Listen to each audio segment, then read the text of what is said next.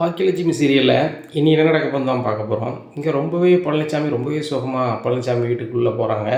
அதை பார்த்தா அவங்க அக்கா என்னப்பா ஒரு மாதிரி வாரே என்ன அப்படிங்கிறாங்க. அமைதியாக வந்து ஹாலில் உட்காந்துருக்காங்க.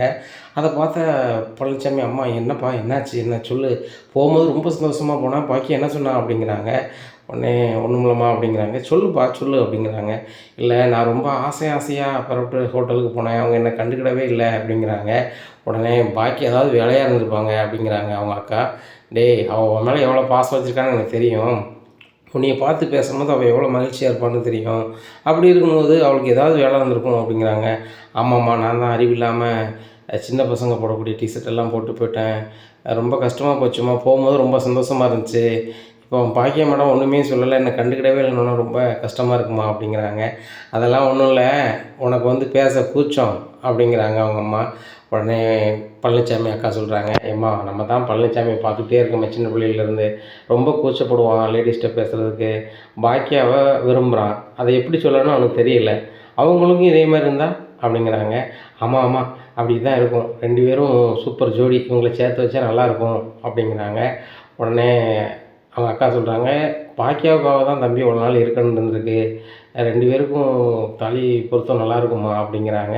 உடனே ஆமாம் நாங்கள் வேணால் பொண்ணு கேட்கட்டுமாடா அப்படிங்கிறாங்க. உடனே என்னம்மா சொல்கிறது அப்படிங்கிறாங்க.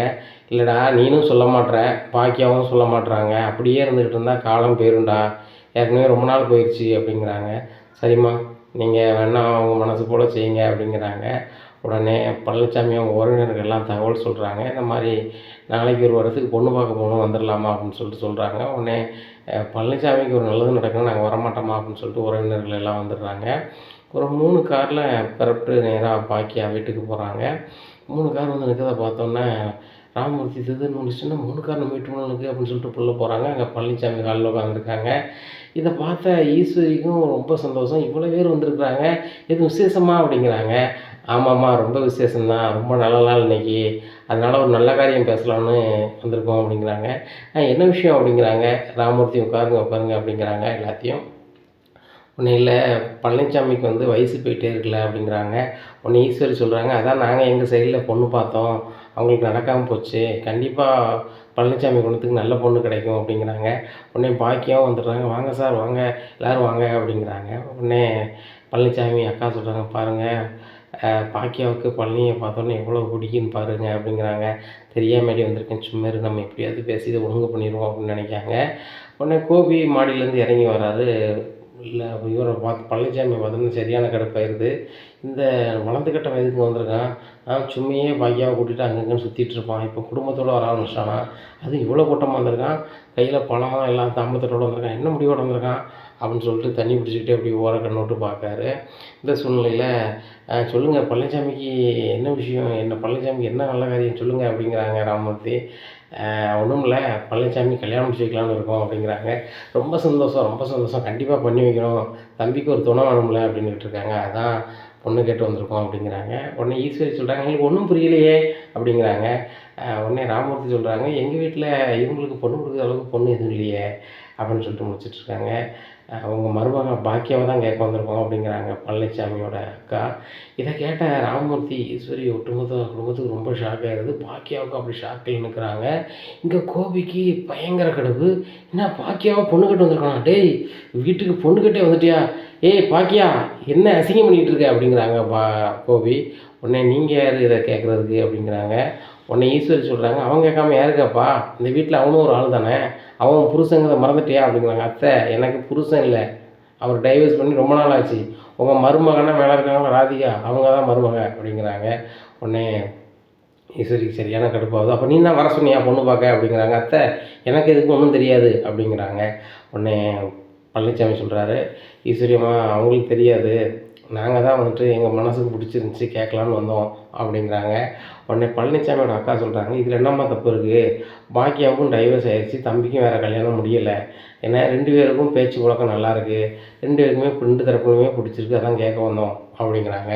உடனே ராமமூர்த்தி சொல்கிறாங்க, எனக்கு பாக்கியா வந்து மருமகங்கிறத தாண்டி மகா தான், எங்களுக்கு ஒரு மகா இருந்தானா கண்டிப்பாக இப்படி ஒரு சூழ்நிலையில் நாங்கள் வேறு கல்யாணம் முடிச்சு வச்சுருக்க செய்ய தான் செய்வோம், நல்ல பையனாக இருக்கும்போது, பழனிச்சாமி பாபுவும் நல்ல பையன் தான் அப்படின்னுட்டு இருக்காங்க. உடனே ஈஸ்வரி சொல்கிறாங்க, என்னங்க பேசிகிட்டு இருக்கீங்க, அவன் நம்மளுக்கு மகளாக இருக்கட்டும், ஆனால் நம்ம இன்றைக்கி நிலைமைக்கு அவன் மருமகா, பேரம்பேத்திலாம் எடுத்துட்டாங்க அப்படிங்கிறாங்க.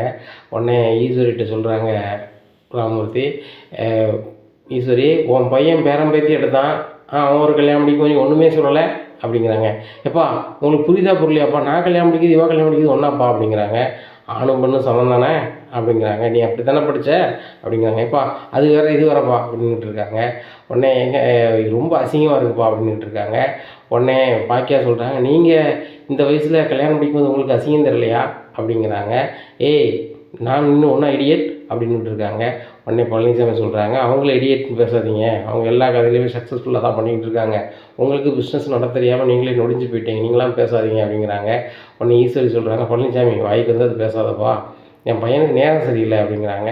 நான் அவரை குறை சொல்கிறதுக்கு பேசலாமா, பொதுவாக வந்து பாக்கியா மேடத்தை பேசும்போது என்னால் தாங்க முடியல அப்படிங்கிறாங்க. உடனே கோபி சொல்கிறாரு, மேடத்தை பேசணுன்னா சாருக்கு எப்படி தாங்க முடியும், அவ்வளவு காதல் அப்படிங்கிறாங்க. உடனே எழில் சொல்கிறாரு, அப்பா வாயை அடக்குங்க அப்படிங்கிறாங்க. டேய் உங்கள் அம்மா ஒருத்தன் பொண்ணு கேட்டு வந்திருக்கான், அதை கேட்கணும் துப்பு இல்லை, எண்ணி அடக்குதா அப்படிங்கிறாங்க. உடனே ஈஸ்வரி சொல்கிறாங்க, கோபி இதெல்லாம் வந்து இவங்களுக்கு புரியாது, இவங்களுக்கு அசிங்கம் என்னன்னு தெரியாது அப்படிங்கிறாங்க. அத்தை உங்கள் பையனுக்கு தெரியுமா அசிங்கங்கன்னா என்னென்னு அப்படிங்கிறாங்க. என்னடி பேசிகிட்டு இருக்க, நீ பொண்ணு பார்க்க வர சொல்லிட்டு எங்களை இப்படி பேசிகிட்டு இருக்கியா வச்சிட்ருக்கியா அப்படின்னு சொல்லிட்டு எல்லாருமே ஷாக் ஆகிறாங்க.